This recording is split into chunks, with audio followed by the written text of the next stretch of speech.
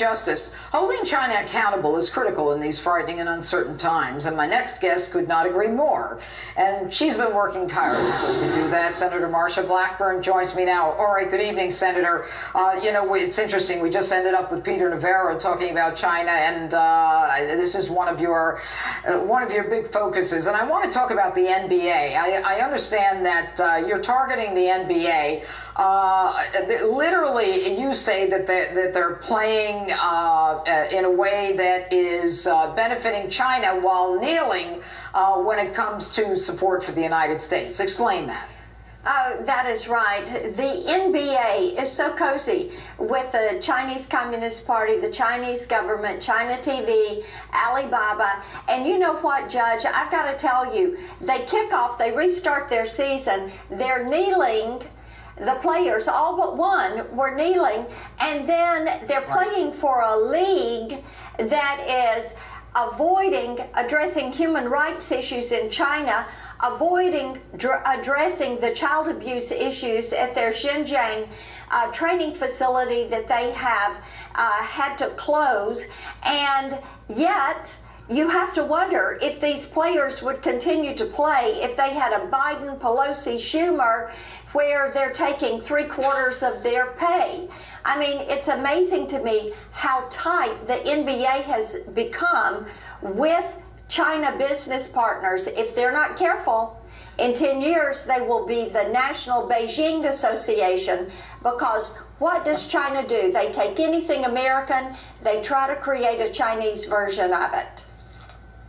Well, it's interesting. When you say child abuse, I mean, what kind of child? Where? I mean, across the country or where? Yes, it is. It is in China, in Xinjiang, at the training facility that had to be closed. And this was an NBA facility. They responded to me in their letter that they had closed it in June of 2019. ESPN has done an investigative report, and they said that no, that they were still recruiting people last summer to go over and coach, that there was documentation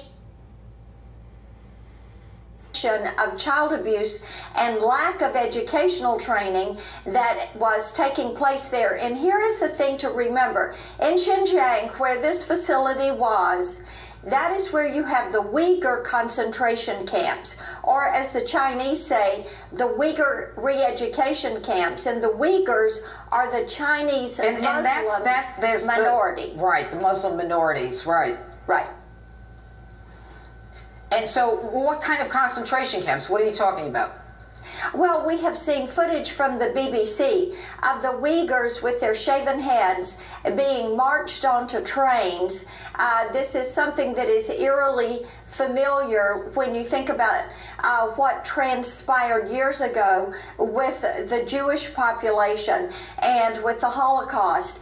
And we know that there are 3 million Uyghurs that are being persecuted. You look at the fact that the NBA will not come out and support Free Hong Kong and support those freedom fighters. Yep. And they are letting China get away. Look at how China has treated us with COVID. Right. And 73% of the American people have an unfavorable opinion of China, according to the Pew Research that I was looking at today.